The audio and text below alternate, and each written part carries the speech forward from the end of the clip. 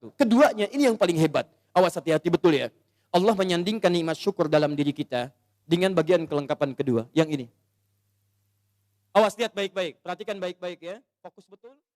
أعوذ بالله من الشيطان الرجيم. Ini. Wa an a'mala salihan tarda. Saya mau buat sebuah perbandingan. Ini hitungan kecil-kecilan yang pernah dilihat oleh beberapa pakar. Setengah hidup kita, ternyata kalau dilihat itu umumnya dipakai tidur. Tidur dari mulai dilahirkan, tidur siang, tidur malam, tidur macam-macam, itu umumnya dikalkulasi, pada umumnya walau tidak semua, itu setengah usia. Jadi kalau hari ini ada usia 40 tahun, yang dipakai tidur berapa tahun? Setengahnya, rata-rata 20 tahun. Setengahnya lagi beraktivitas, 20 tahun lagi, yang 20 tahun sisanya beraktivitas. Makannya, minumnya, gitu kan? Sholatnya, ngajinya, baik zakatnya, infaknya, plus maksiatnya. 20 tahun. Pertanyaan saya, mohon izin, maaf, dari 20 tahun ini yang kira-kira jadi amal soleh, berapa tahun? Atau singkatnya, yang jadi ibadah, berapa tahun? Jangan terlampau pesimis, ambil setengahnya. 10 tahun misal. Misal, ini yang bermasalahnya. Baik, lihat, bermasalah itu bukan hanya dosa, yang terabaikan, yang nggak dipakai macam-macam, yang nonton, yang ini, yang itu, dan sebagainya. Sekarang lihat, dari 20 tahun ini, yang ibadah, yang kira-kira yang diterima sebagai amal soleh, berapa tahun? Sudah pasti diterima belum? Syarat diterima apa? Ikhlas, Quran Surah 98 ayat 5. Wa ma umiru illa liya'budullaha mukhlishina lahuddin. Jadi syarat ibadah menjadi syarat amal jadi soleh, itu kalau ikhlas. Jadi kalau ada sekarang beramal 10 tahun, yang ikhlas berapa tahun? Ayo jawab. Ayo, Anda dunia dihitung-hitung, modal dihitung, omset dihitung, segala dihitung, keuntungan dihitung, kerugian dihitung, Masya Allah. Bahkan untung disebut rugi juga. Modal 5 juta, punya pekerjaan, baik, kemudian dapat hasil, keuntungan 10 juta, untung tidak?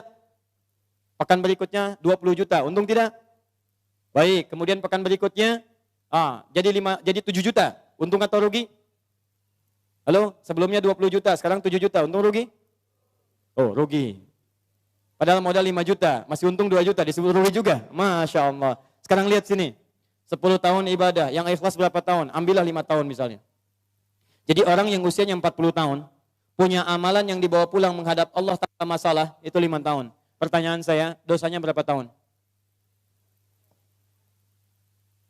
Kalau dosanya 5 tahun 1 hari, berarti lebih banyak dosanya, neraka tujuannya.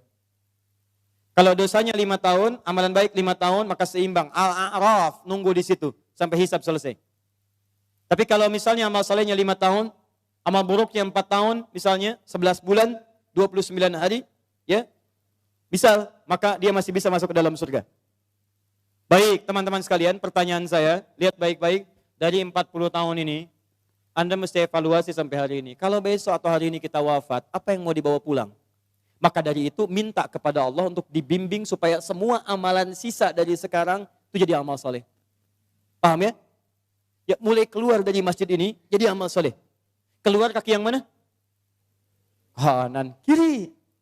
Ayo saya tes dulu. Masuk masjid kaki apa? Kanan. Keluar toilet kaki apa? Kiri. Kanan.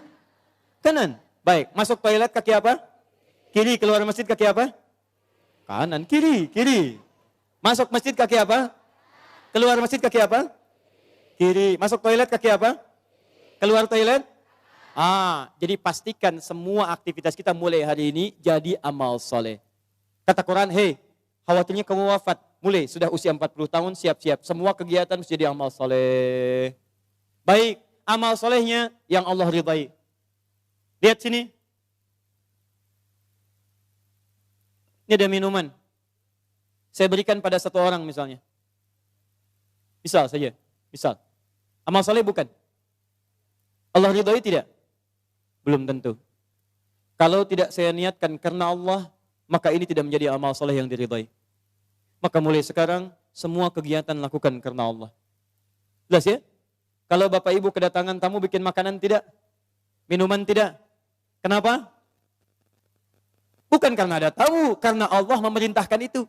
Lakukan karena Allah, maka menjadi amal soleh yang diridhoi oleh Allah Subhanahu wa taala. Maaf, ke ta'lim ini karena Allah bukan? Karena Allah bukan? Karena Allah bukan? Karena ustadznya atau karena Allah? Karena masjidnya atau karena Allah? Baik, kalau ustadznya nggak datang ridho tidak? Alhamdulillah, baik. Lain kali jangan marah sama DKM ya. Kalau ada pengajian ustadz dia tidak datang, jangan marah karena Anda datang ke sini karena Allah bukan karena ustadz. Paham? Alhamdulillah. Menikah dengan suami karena Allah bukan, Bu? Masya Allah. Kalau suami salah marah tidak? Marahnya karena Allah. Sudah. Baik, satu. Ini masih mau jam 9 sebentar lagi. Saya sempurnakan boleh? Saya mau tutup sebentar, agak cepat saja.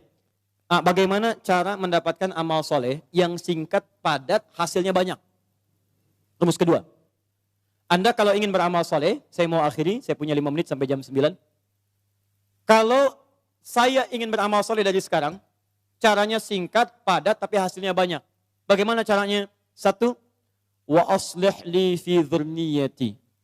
Ibu mesti memanfaatkan anak-anak keturunan, didik mereka dengan didikan yang menjadikan mereka soleh. Didik anak cucu keturunan kita jadi baik. Maka walaupun Anda wafat hari ini, kebaikan semua keturunan itu akan berpahala untuk Anda seluruhnya.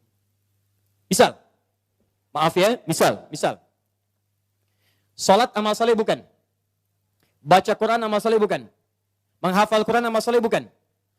Kalau Anda sampai hari ini merasa misalnya, maaf, salat belum bisa memaksimalkan sunnahnya, belum konsisten tahajudnya, belum konsisten amal solehnya, jarang ke masjid dengan maksimalnya, maka setidaknya jadikan anak-anak Anda bisa konsisten dengan itu semua.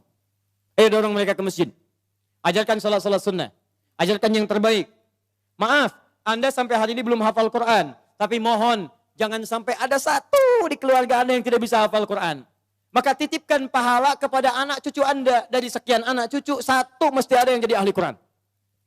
Ayo, bagaimana caranya? Cek lagi di mana Anda sekolahkan mereka. Katanya mau jadi ahli sholat.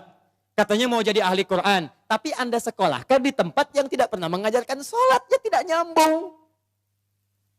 Anda sekolahkan di tempat yang tidak mengajarkan Quran. Yang nggak ada pahala buat Anda. Makanya kalau Anda berdoa dengan ayat ini, wa aslih li fi dzurriyyati, Anda mesti lihat lagi. Ayo kirimkan mereka pada tempat menghafal Quran. Kirimkan mereka pada tempat-tempat mengajarkan agama yang baik. Didik mereka dengan kebaikan. Ketika Anda wafat, maka semua yang keluar dari anak-anak itu, sepanjang karena didikan dan peran Anda, mengalir pahala untuk Anda. Contoh ya, ibu belum bisa bimbing baca Quran, carikan guru untuk mengajar anak Anda baca Quran. Begitu bisa baca, ibu dapat bagian pahala setiap hurufnya. At-Tirmidzi nomor hadis 2910. Man qara'a harfan min kitabillahi falahu asyru hasanat. Siapa yang baca Quran setiap hurufnya 10 kebaikan. Begitu anaknya baca dapat 10 dia. Misal alif lam mim. Berapa huruf? Berapa kebaikan? 30. Begitu dia baca alif lam mim dia dapat 30. Ibu yang fasilitasi plus ustadz yang mengajar, berlaku hadis riwayat Muslim. Hadis 1893. Lihat baik-baik. Man dalla ala khairin falahu ajruhu mithla ajri fa'ilih min ghairi an yankusa min ardi syai'. Siapa yang menunjukkan fasilitasi pada kebaikan dapat pahala yang sama dengan yang mengerjakan tanpa dikurangi sedikit pun. Ibu meninggal sekarang misalnya, anak jadi ahli Quran, baca Quran, setiap dia baca Quran, sepanjang Quran masih ada, anak masih hidup, setiap pahalanya mengalir untuk ibu.